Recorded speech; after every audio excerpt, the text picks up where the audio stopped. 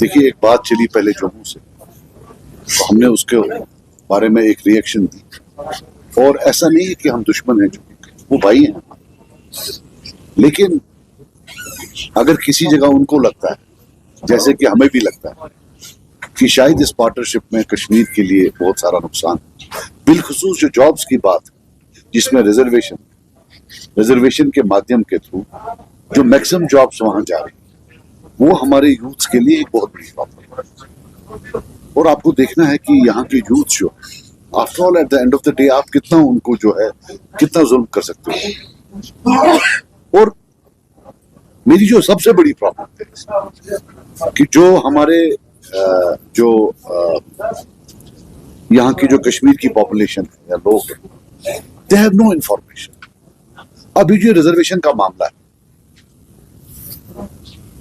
ये 2007 से शुरू हुआ, पहला दशका 2007 में लगा, फिर 2010 में दूसरा लगा, और फिर 2019 में तीसरा लगा। 2007 में अगर आपको पहले पता होगी, पहले डिस्ट्रिक्ट रिक्रूटमेंट होती थी।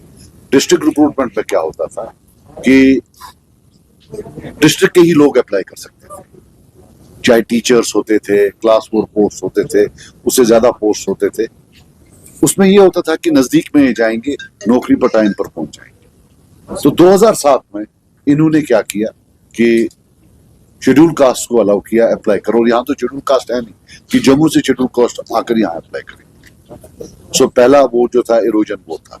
फिर 2010 में नेशनल कॉन्फ्रेंस और कांग्रेस की हुकूमत थी, इन्होंने डिस्ट्रिक्ट रिक्रूटमेंट को एबॉलिश कर दिया और डिविजनल रिक्रूटमेंट को एबॉलिश कर दिया। उससे क्या होता था कि डिस्ट्रिक्ट रिक्रूटमेंट में और डिविजनल रिक्रूटमेंट में सिर्फ यहाँ के लोग जो है पार्टिसिपेट करते थे। उससे क्या होता था कि रिजर्वेशन का इम्पैक्ट हम पर नहीं पड़ता, यहीं के लोग जो थे उन्हीं को नौकरियां मिलती थी।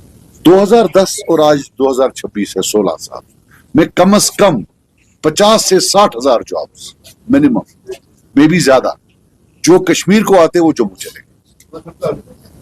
अब प्रॉब्लम ये है, लोगों को पता भी नहीं, उनको लगता है कि शायद अगर 50-50 कर दे ओपन मेरिट और रिजर्वेशन शायद काम हो जाएगा, नहीं हो जाएगा उससे।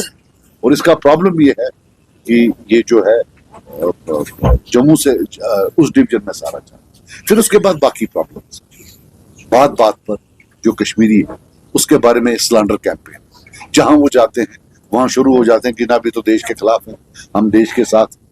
ये जो कश्मीरियों को अटैक हो रहे हैं पूरे हिंदुस्तान में, इसमें आप ये देखिए कि जो जम्मू का डिस्कोर्स है वो भी कहीं ना कहीं इसमें जो है उन लोगों के दिमाग में है कि कैसे चलेगा। देखिए सेक्युलरिज्म जो है इसका ठेका सिर्फ कश्मीरी ने नहीं लिया हुआ।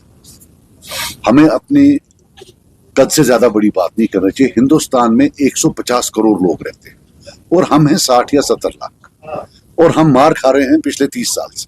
फारूक साहब मार नहीं खा रहे हैं, फारूक साहब के घर में कोई जेल नहीं गया, लेकिन कश्मीर के हर घर में कोई ना कोई जेल गया या कोई ना कोई कब्र में बैठा हुआ है। फारूक साहब के पास 100 आदमी है सिक्योरिटी के लिए, वहां अगर कोई मुर्गा या मुर्गी है उसको भी सिक्योरिटी है। जो ये शाल बेचने जाते हैं इनको सिक्योरिटी नहीं है, उनकी सेक्युलरिज्म उनको बचा नहीं पा रही। ये सेक्युलरिज्म का मामला है ही नहीं, इसको कम्युनल नजर मत दें।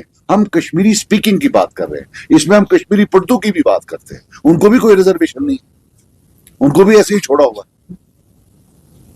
ये क्या ड्रामा हो गया ना, कहां से है सेक्युलरिज्म? वो डिफाइन करें और उनको बोलें कि जो नुकसान हमें हो रहा है जॉब्स में वो कैसे पूरा होगा। मैंने कल भी बोला, बेसिकली फारूक साहब की फैमिली में तो किसी को जॉब ढूंढना ही नहीं पड़ा। लोगों के जो आम लोग हैं उनकी स्ट्रगल जो है, उनकी जो जद्दोजहद है रोजमर्रा जिंदगी में, उनको पता ही नहीं है, तो उनको कैसे मालूम पड़ेगा इसे क्या प्रॉब्लम हो रही है। अगर आप चीफ मिनिस्टर होते, क्या आप भी यही स्टैंड इख्तियार करते दिल्ली को लेके? क्योंकि आपने कई बार सुना है कि जो पीपल इन द हेलम है उनको कॉर्डियल रिलेशन रखनी चाहिए दिल्ली के साथ। ना मैं उतना झगड़ा करता, गाली देता जो वो दे, ना मैं बाद में गोद में बैठता, मैं बीच का रास्ता इख्तियार करता। मैं बोलता कि ठीक है, हमें आपके साथ सियासी खिलाफ हो सकते हैं, लेकिन जम्मू कश्मीर के मामले में हमें कटे जो है चलाना है। जो इन्हें पहले किया, लगता था कि इलेक्शन से पहले तो लग रहा था कि ये कहीं झपट न पड़े प्राइम मिनिस्टर साहब, और उसके बाद शालों की पुचाड़ हुई। आपको पता है शॉल के रेट कितने बढ़ गए, इतने इन्होंने वहां बीजेपी का लीडर उसको शॉल लेकर जा रहे हैं। सो ना मैं गोद में बैठता जैसे ये बैठे, और ना मैं पहले मैं बीच का रास्ता है। मैं चाहता हूं अल्लाह करे यहां स्टेट हुड आए, लेकिन जब तक स्टेट हुड नहीं है, ये जो ये ड्रामा कर रहे हैं, आप हमसे पूछिए, हम अपोजिशन पार्टीज में, कि इनकी कितनी ताकत है, ये कितना प्रॉब्लम हमारे लिए कर रहे हैं। मैं भी एक इलेक्टेड रिप्रेजेंटेटिव, हर दिन मुझे या मेरे लोगों को ह्यूमिलिएट किया जा रहा है। ऑफिसर्स को बोला जा रहा है कि भाई इनके जो है फंड्स कम कर दीजिए, इनको जो है वहां पैसा ज्यादा इनकी कॉन्स्टिट्यूंसी में ना भेजा जाए। हमारे जो लोग हैं, जिनकी फैमिलीज हमारे साथ जिन्हें हमें वोट दिया है, अगर वो गवर्नमेंट में मुलाजिम है, उनको दूर दूर जगह ट्रांसफर किया जा रहा है। जब ये कश्मीरी को निचोड़ने की बात है, तब इनके पास पावर आ जाता है। जब कश्मीरी बोलता है वो 200 यूनिट आपने बोला था, तो तब पावर ही नहीं।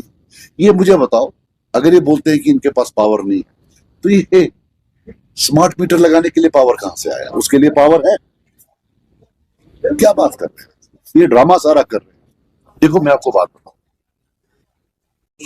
हम जो है कश्मीर नवाज और दिल्ली नवाज, कश्मीर नवाज भी हिंदुस्तान नवाज और दिल्ली नवाज भी हिंदुस्तान नवाज। नेशनल कॉन्फ्रेंस और पीडीपी को दिल्ली ने पिछले 30 साल 40 साल से मार्केट किया है एज कश्मीर नवाज, लेकिन ये दिल्ली नवाज पार्टी। आज भी सिर्फ दिल्ली नवाज पार्टीज हैं जो बोलते हैं कि जम्मू कश्मीर में कोई प्रॉब्लम नहीं, सब ठीक है, चंगा है, सब कोई चीज चंगा नहीं।